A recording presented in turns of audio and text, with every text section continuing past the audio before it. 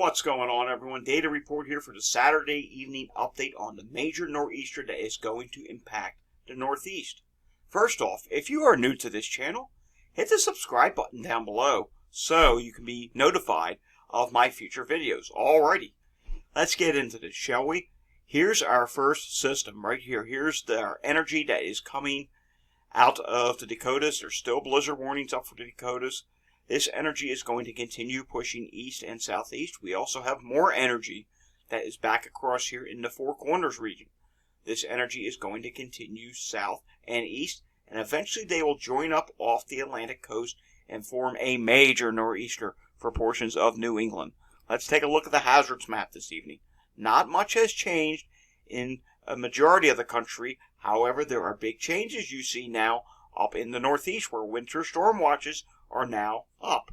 First off, we still have blizzard warnings going on up in the Dakotas. 6 to 10 inches total is expected. Isolated amounts up to 12 inches with winds gusting 40 to 50 miles per hour. Taking a look here at the National Weather Service Storm Prediction Center, we still have the slight risk of severe weather in the south for tonight. That's part of the southern energy that will eventually link up with the northern energy. Let's take a look at the latest probabilities from the Weather Prediction Center. As you can see, 6 or more inches of snow. They're anywhere in these lighter blue colors. That is 50 to 70% chance of that happening in these areas tonight. Anywhere in this orange color, you have an 80% chance of 6 inches of snow tonight. That's a really high probability. Advancing this forward, as we get into Tuesday, look what happens here. You start seeing the probabilities of 6 inches or more increasing in portions of the Northeast.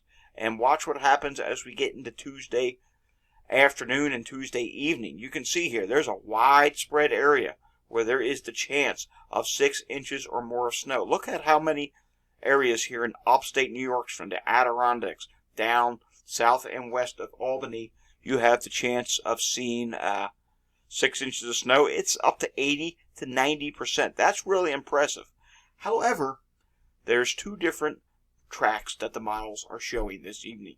We thought we could maybe get rid of the model disagreement this afternoon. We didn't. There's two different camps, and this map right here would represent the more western camp.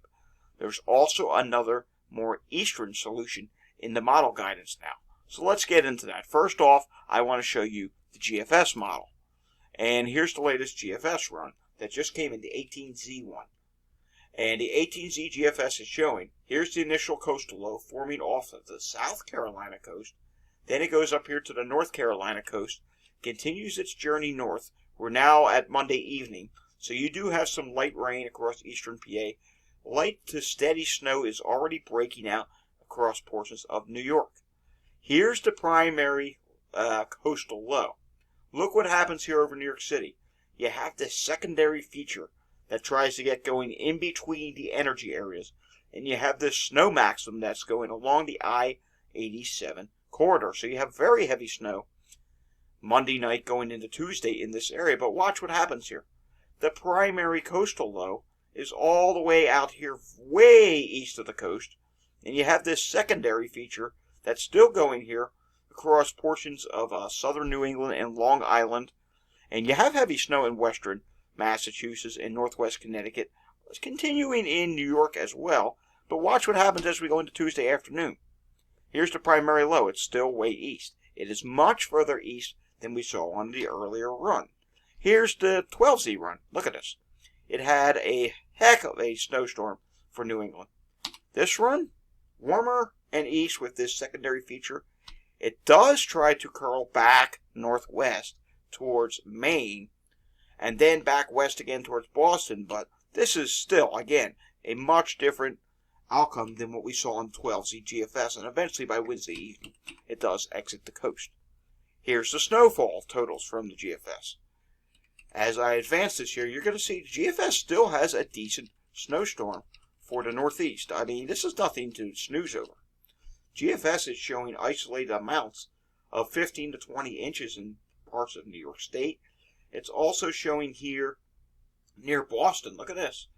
Near Boston, 6 to 12 inches of snow. But then it has this little lull in between where you get 4 to 8 inches of snow in central Connecticut and central to near western Massachusetts, which isn't making much sense because, again, the storm system is relatively split off and the dominant parent coastal low is far east. Now let's take a look at the latest GEFS, which just came in. And for those who do not know, the GEFS is basically the ensemble of the GFS.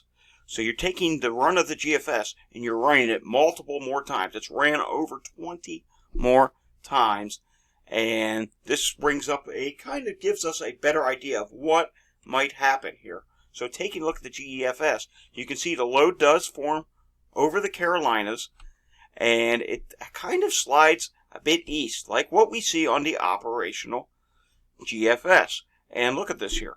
When we come to hour 60, which is late night Monday going into Tuesday, it's about 2 a.m. on Tuesday morning.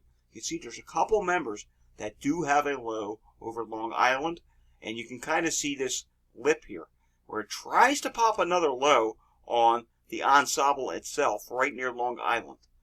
And as I continue to advance this, the parent low goes east like the operational, but it is slightly west of the operational. But look at this compared to the 12Z run. It shifted east ever so slightly. And you do have a couple members that are really far west ones in central New York. You also have a couple that are out to sea. Not buying the out to sea tracks, not buying central New York track. But eventually it does come up here, it stalls, and then it heads eastward. Taking a look at the latest European model, and here we go, here's the Euro. And as you can see on the European model, where our coastal low does form off the Carolinas, and it does get going here. But watch what happens. The Euro is a little bit more bullish with that precip axis that forms over New York City, and it just dumps snow over upstate New York and portions of the Berkshires and right across through the lower Green Mountains and into portions of New Hampshire.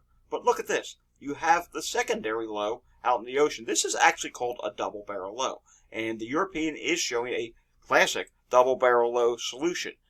Whether or not these double barrel low solutions actually happen or not really remains to be seen. Oftentimes the models will do this. We've been seeing this over the past couple of years where the models show these double barrel low solutions and they don't always pan out. So whether this will be a true one or not, it's just too soon to tell. And here's that first low that pops over New York City. And look at this. It keeps going, and at this point, we are into afternoon, Tuesday afternoon, and it's still showing this going.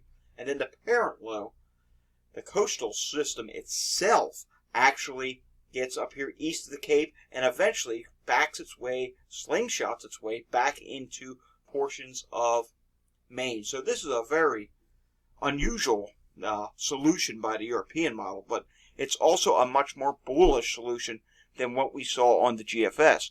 And if we're talking about snowfall amounts, well, wait till I show you this. Here's what the European snowfall amounts have. And as I advance this, and mind you, we're using a 10-to-1 ratio here, so this is slightly not as accurate as a map that would account for ratios, but nonetheless, it does get the point across. And the European is showing upwards of 30 inches of snow in upstate New York, and yeah, there's actually a maximum on this map of 33 inches in central Massachusetts. So here's the latest deal. The National Weather Service, will go back to the map, they have winter storm watches up for portions of New England. They do not have winter storm watches for Boston. There is too much uncertainty at this time whether or not Boston's going to see a considerable amount of snow out of this. Yesterday it looked like Boston was going to be mainly rain. As you just saw on the model maps, on GFS and Euro, they do show a good amount of snow for Boston now. And if I go back to the probabilities from the WPC, well, let's just lower this down to 2 inches. If I go to the probability maps on WPC, they do get the probabilities of snow closer to Boston now. As we get to the end of their period here, you can see here, it's not a very high probability, but there is probability of some snow for Boston. Now, if this should take a more eastern track. Finally, let's take a look at some watch information of some of the details from the National Weather Service. There's 3 different watches here I want to look at. This first one is for the Hudson and Mohawk valleys of eastern New York, as well as southern Litchfield County in northwestern Connecticut. What are they saying? Heavy wet snow, total accumulations of 1 to 1.5 feet, with winds that could gust as high as 40 miles per hour at times. Here's the second one here, where portions of northwestern Connecticut, western Massachusetts, and central New York. Heavy wet snow with 1 to 2 feet possible, with higher amounts in the eastern Catskills, Berkshires, Taconics, and southern Green Mountains. Finally, this one is in Connecticut, northern Fairfield County, in New York, Orange, and Putnam counties, where 5 to 10 inches of snow are possible. So to round this out here and to sum it all up here, what we do know is there is going to be a snowstorm in the Northeast. Will Boston get into some of the snow? That remains to be seen. This is not a classic I-95 snow event, so if you're living down in New York City, I'm sorry. This is not going to be a major snowstorm. That's not to say you won't see some snow out of this. There could be at some point during the storm where you do see some snow and maybe you get a couple inches. Same thing along the I-95 corridor in Connecticut.